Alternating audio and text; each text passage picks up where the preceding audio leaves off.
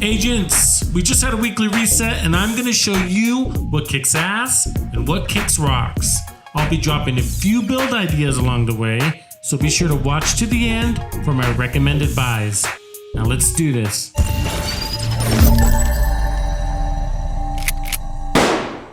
Rogue agent neutralized. Heads up, y'all. Every week, I create a hot or not list for the weekly vendor reset, and I'm not going to waste your time discussing the knots. That's right, we're going to skip the boring parts. I'll show you everything, but only stop to discuss the hot buys. Okay, so we're at the White House Base of Operations vendor, so let's see what we got that is hot or not. Alright, first up we have the Glory Days, which comes with perfectly nearsighted, which gives you 100% stability at the cost of 35% optimal range. So I'm not a big fan of this weapon, but if you want to try it, this isn't a bad one to buy. It's got 8% damage to target out of cover, which is almost max, and that is what you want in that attribute slot there. So you could just re-roll that assault rifle damage to max and then optimize that damage to target out of cover if this is something that you want. But because of that perfectly nearsighted talent that penalizes you with 35% negative optimal range, I'm not going to put this on my hot list. I'm going to say let's pass. All right, cruising through the rest of the stuff. It looks like we got a few more knots for the list, and the rest of this stuff is pretty much junk. Hey agents, another big heads up, the Reanimated event starts today. And what does that mean? You got your chance to unlock this rewards track, as well as earn yourself unlimited amount of red stars. So hustle, hustle, hustle. You got 6 days and 23 hours left to get as much of those red stars as possible. The question is, what are you gonna spend them on? So along with the red star event comes the season vendor, which is also open for the remainder of this week. So make sure you cash in all those stars before next Tuesday's reset. And I like the Reanimated event. I think it's one of the more fun ones to play, along with the Golden Bullet, of course. Zombies, I guess that's sort of my thing.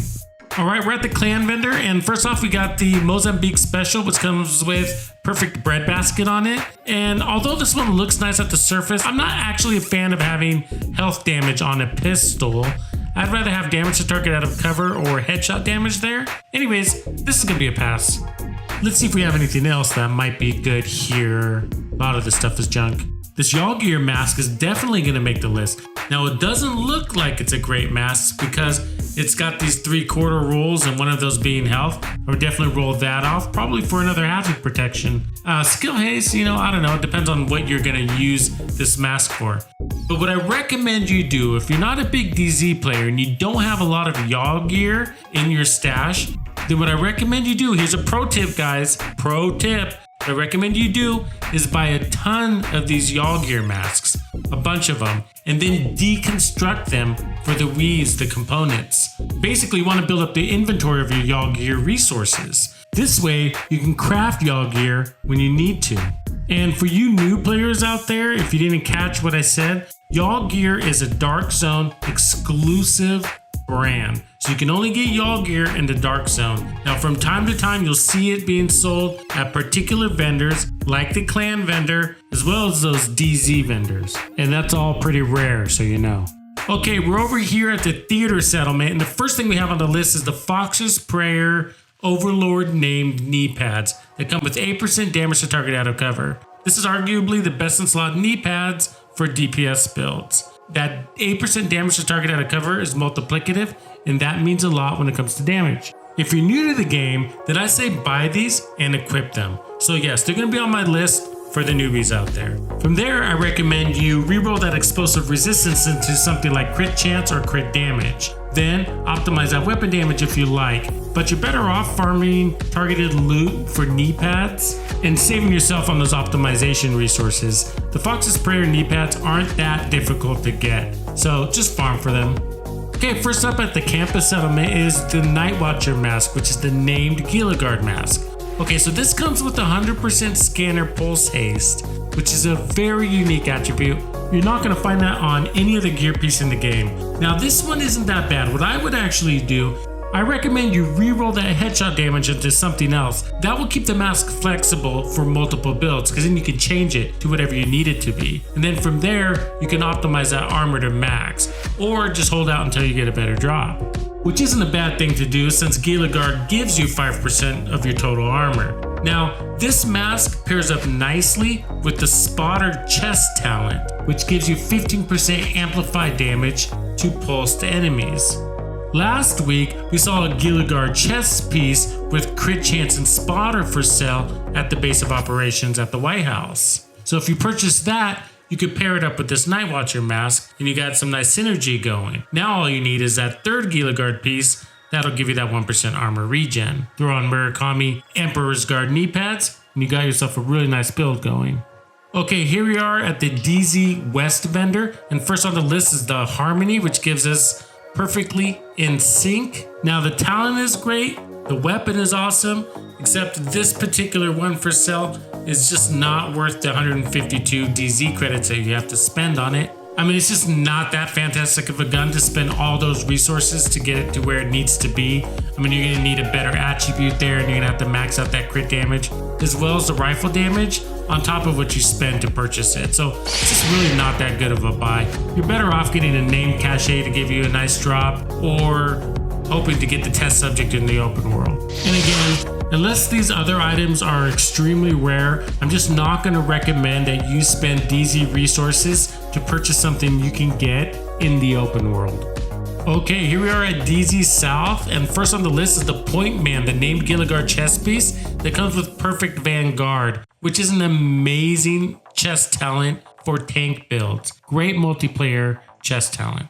Now, if you're a solo player, this chest piece is not going to be for you.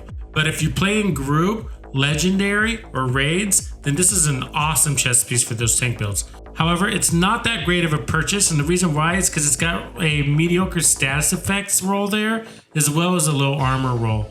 As well as, unless something's changed, I believe you can get this in the light zone. This is not a dark zone exclusive chest piece, unless something's changed, but I don't think it has. And everything else at this vendor is a pass. Okay, so we're at the DZ vendor East, and first on the list is the White Death. This is actually a pretty good version. So it's got the 137% headshot damage. That's the unique attribute for this particular named rifle, MMR. And it's almost got max marksman rifle damage at 14.5%. Not bad. Max out the crit chance if that's your thing. You could also roll it to damage a target out of a cover, or headshot damage, whatever you prefer. I would go damage a target out of cover, so you can get that multiplicative damage there. But for the Talent Ranger, that's really good for MMRs. You get that 2% for every 5 meters you're away from your target, and usually you're at range, so that's not that bad. The sad thing is that this is not going to make the hot buy list for this week, and the reason why is the White Death is not exclusive to the DZ, yet you have to spend DZ resources to get this marksman rifle. You're better off acquiring named item caches or farming targeted loot for marksman rifles. Okay, we're in New York. Let's see what it has to offer. And right off the bat, a lot of junk, except this Badger Tough Backpack. This is interesting. What makes this interesting is it's got all the defensive attributes on it. You got hazard protection, armor regen, and of course armor.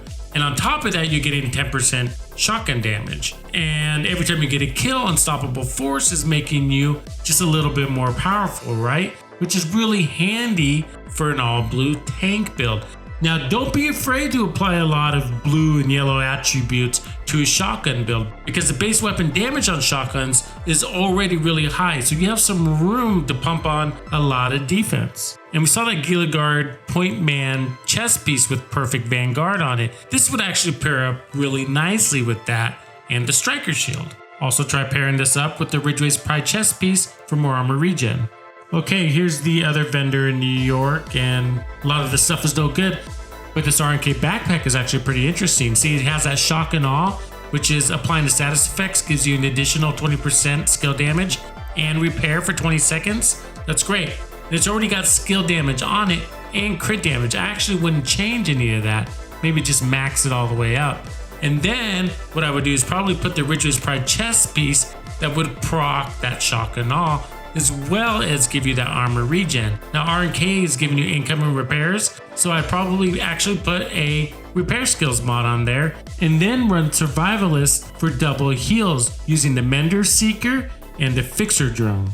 If you'd like to see a build similar to this, check out my Invisishield build.